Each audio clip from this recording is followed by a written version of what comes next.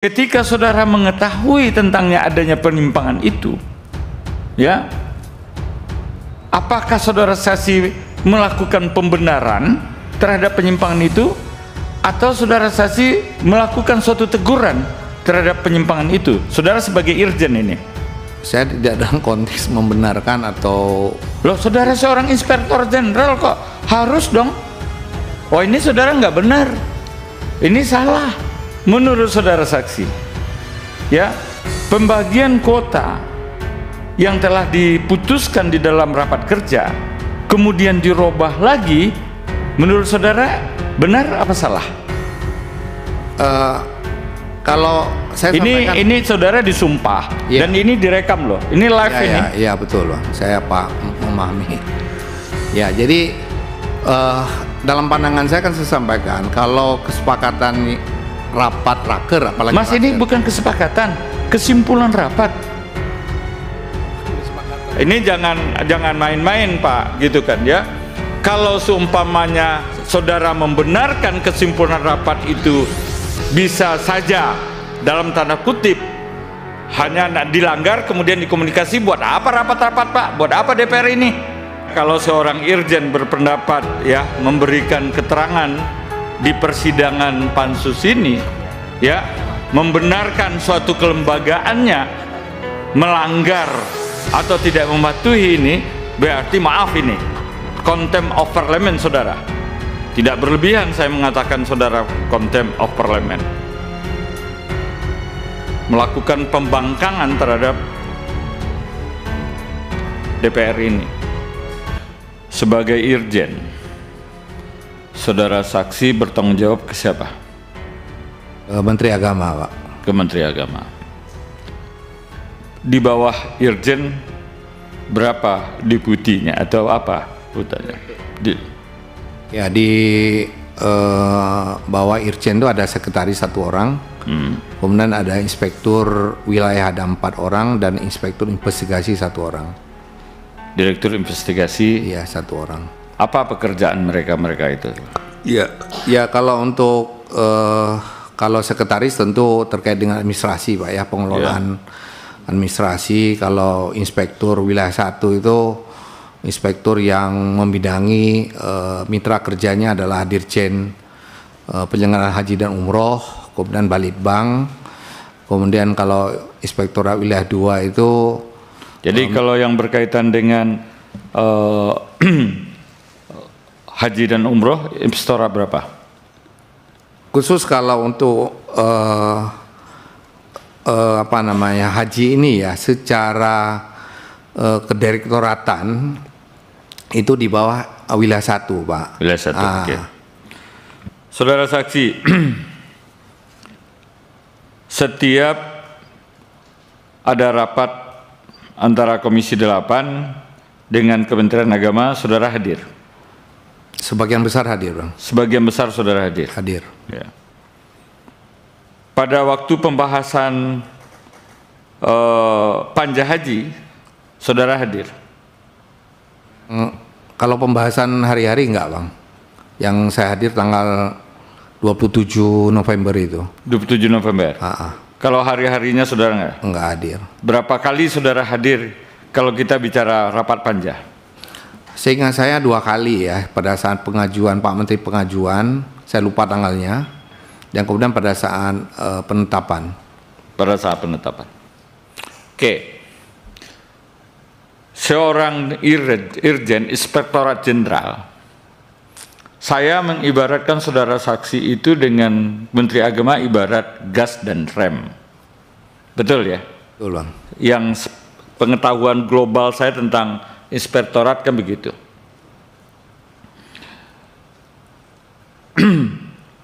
Bagaimana saudara mensikapi atau menanggapi tentang telah adanya suatu kesimpulan rapat ya antara Kementerian Agama dengan DPR? Ya tentu karena sudah menuju kesepakatan, tentu kan itu mengikat ya, harus dilaksanakan oleh kedua belah pihak. Namun demikian kenapa ada namun? Ya, karena ada kala bisa jadi Pak, ini kan kita sebuah kesepakatan itu kan dibuat pada saat mungkin kondisi-kondisi yang bisa jadi pertimbangannya. Oke, sebentar saya potong. Apakah saudara mendengar di dalam buat kesimpulan itu bahwa kesimpulan itu terbuat ada sanggahan-sanggahan yang hebat, tapi seolah-olah kemudian dipaksakan ada kesimpulan itu? Maksudnya gimana Bang? Saya nggak terlalu paham. Nggak, apakah saudara pernah mendengar ya dalam perjalanan pembahasan di Panja itu muncul perdebatan-perdebatan, ya perdebatan mesin nggak setuju, ini nggak setuju, atau pertanyaan atau apa, ya. Namun kemudian dibuat juga kesimpulan. Nah ini ada nggak saudara mendengar ada bantahan apa gitu? Oh saya dulu nggak mau, saya protes sebenarnya gitu. Nggak pernah Bang. Nggak pernah. Nggak pernah. Oke.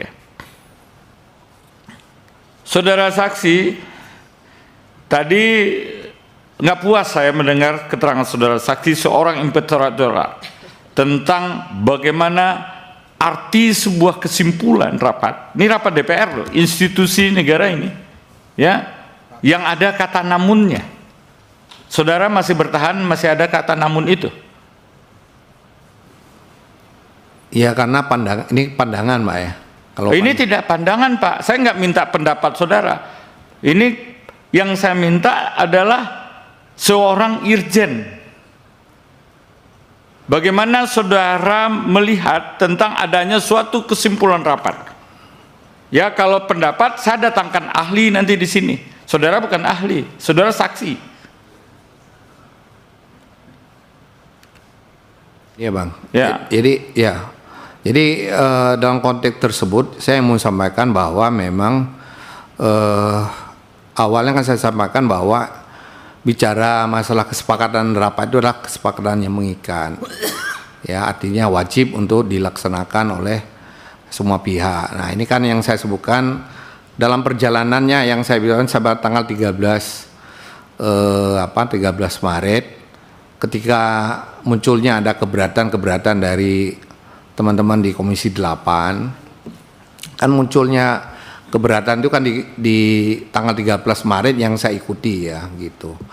Jadi ketika itu saya tanya kenapa ada pertimbangan ke Pak Dirjen ya, Dirjen PAU Pak ya, pertimbangan membagi yang tidak sesuai dengan kesepakatan di dalam rapat. Nah, ya itulah yang diceritakan yang selama ini yang sudah disampaikan oleh saksi-saksi sebelumnya bahwa ada pimpinan. Ya. Ini bukan kesepakatan tuh, rapat kerja Pak. Terus lanjut.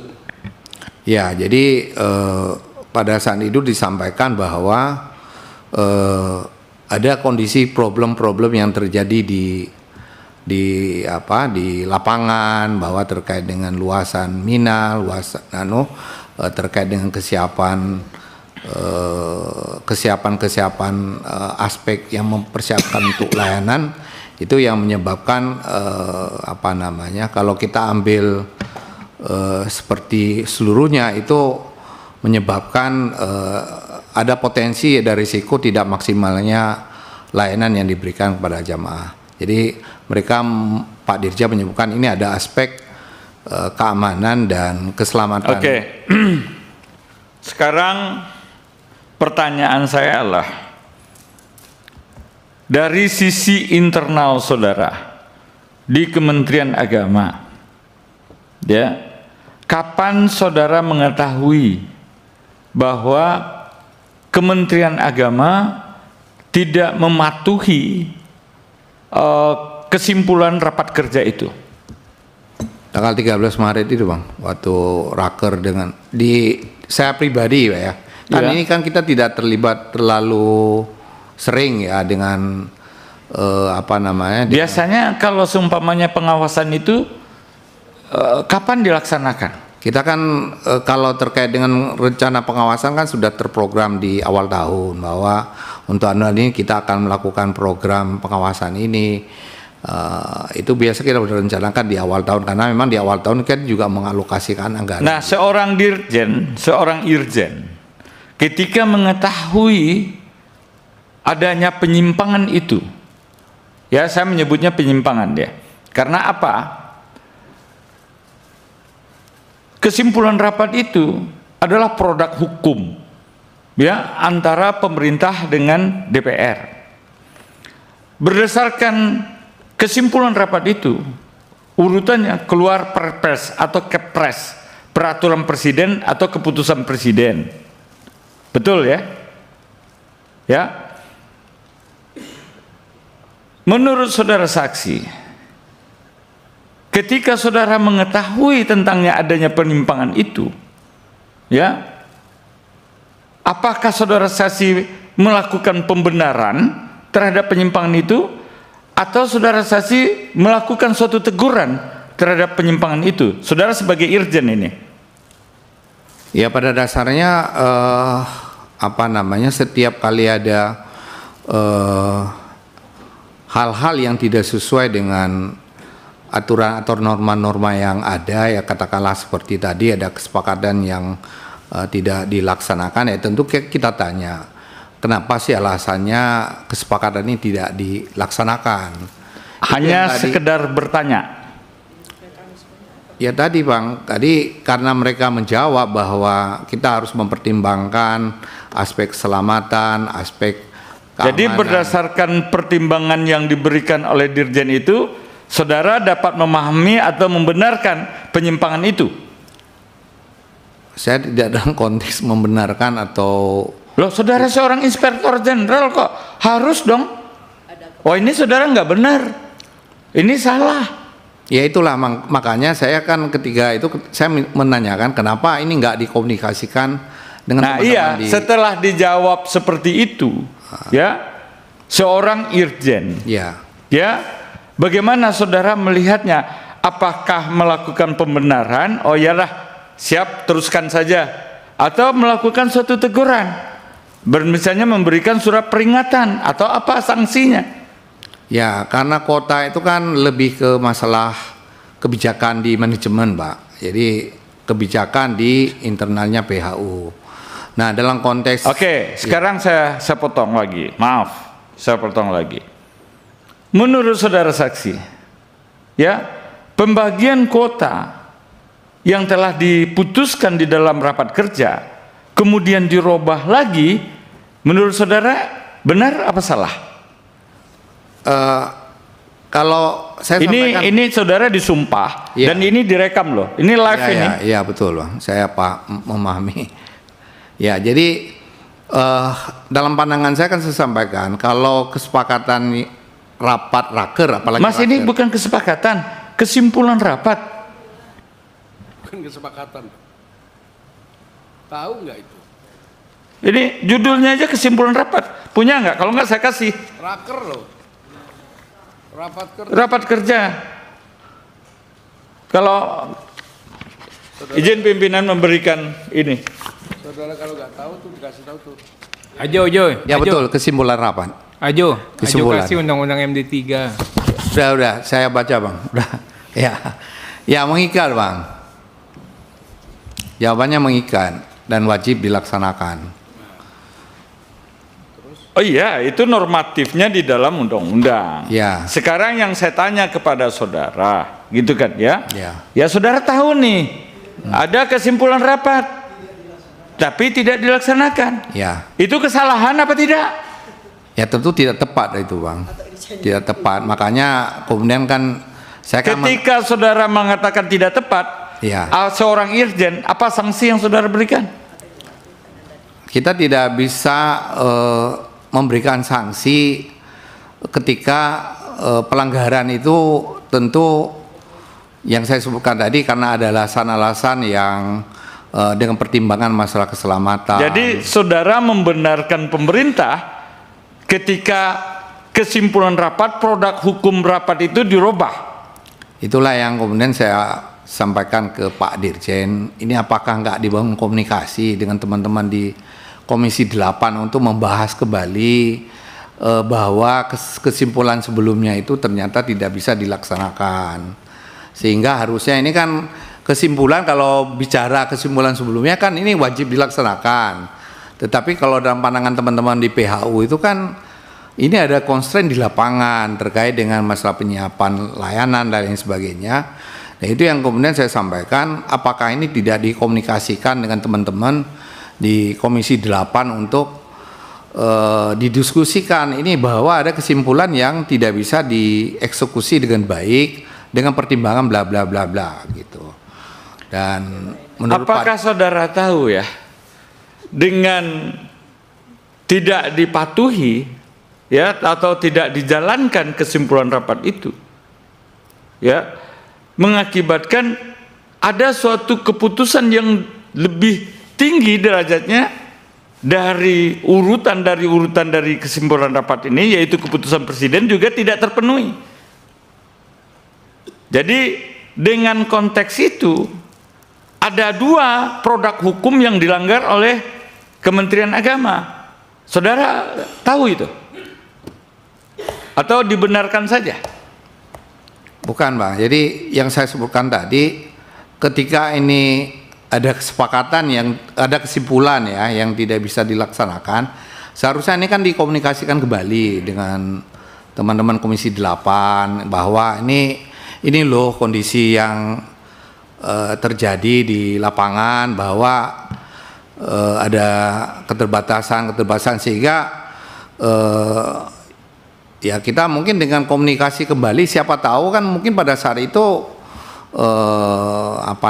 mungkin bisa jadi ya ini akan bisa jadi mungkin teman-teman di Komisi 8 bisa jadi juga mungkin ketika itu akan memahami gitu, artinya ya ini mungkin kan ini sekarang logikanya Pak Irjen ini doktor ya, Inspektorat Eselon 2 Eselon 1 ya Pak ya, ini jangan main-main Pak gitu kan ya.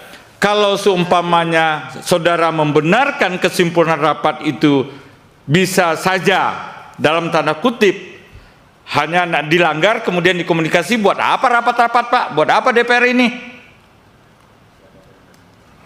Ya, saya lanjut ya. Kenapa? Saya lanjut ya. Silakan. Ya, artinya mungkin gitu. Jadi kalau memang setelah komunikasi bahwa pokoknya kita tidak tawar-menawar harus pakai seperti kesimpulan 27 November Bang, misalnya gitu ya. Mungkin pada saat itu tidak akan terjadi pembagian kota yang 10.000 mungkin ya, pada saat itu mungkin bisa jadi akan seperti itu. Bentar Pak Wahid. Ya kalau seorang irjen berpendapat ya memberikan keterangan di persidangan pansus ini ya membenarkan suatu kelembagaannya melanggar atau tidak mematuhi ini, berarti maaf ini contempt of parliament saudara.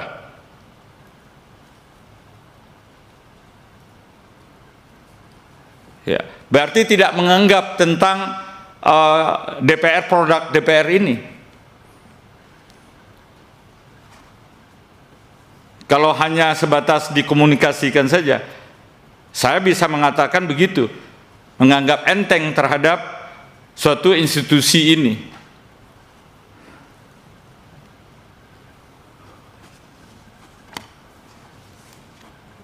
Tidak berlebihan saya mengatakan saudara contempt of parliament, melakukan pembangkangan terhadap DPR ini.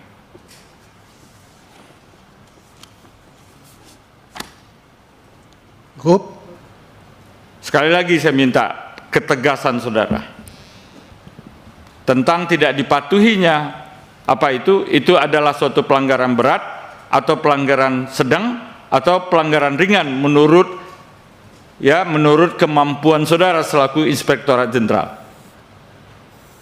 Ya, kalau ketika alasan-alasan yang cukup kuat untuk mengatakan bahwa sebuah kesimpulan itu tidak bisa dilaksanakan, Ya menurut saya harus tetap dikomunikasikan gitu. Jadi harus dikomunikasikan kembali untuk ya membahas mengkomunikasikan sebenarnya sehingga tidak ada kemungkinan bisa mencegah pelanggaran terhadap ketentuan yang ada gitu. Oke. Alasan pemerintah yang menurut saudara kuat itu apa? Kalau yang saya dengar dari Pak Dirjen PHU kan alasan pembagian 10.000 itu lebih karena pertimbangan terbatasnya area di Mina. Oke, sebelum meningkat gitu, saya sebelum meningkat itu. Menurut pengetahuan saudara, pembagian 10.000 itu atas inisiatif pemerintah Indonesia atau atas inisiatif siapa? Oh, kalau itu saya nggak tahu. Saudara nggak tahu? Nggak tahu. Tidak tahu itu. Oke. Tadi saudara mengatakan bahwa alasannya karena operasional, betul? Ya. Operasional di mana? Ya terkait dengan keterbatasan kapasitas Mina, kemudian juga menyangkut kesiapan sarana dalam negeri, asrama, itu yang saya dengar dari teman-teman di PHU. Saudara saksi. Pak John, saya ingetin Pak John, waktu Pak John udah lebih dari 20 menit. Ya. Mohon bagi-bagi maksudnya. Ya, nggak apa-apa.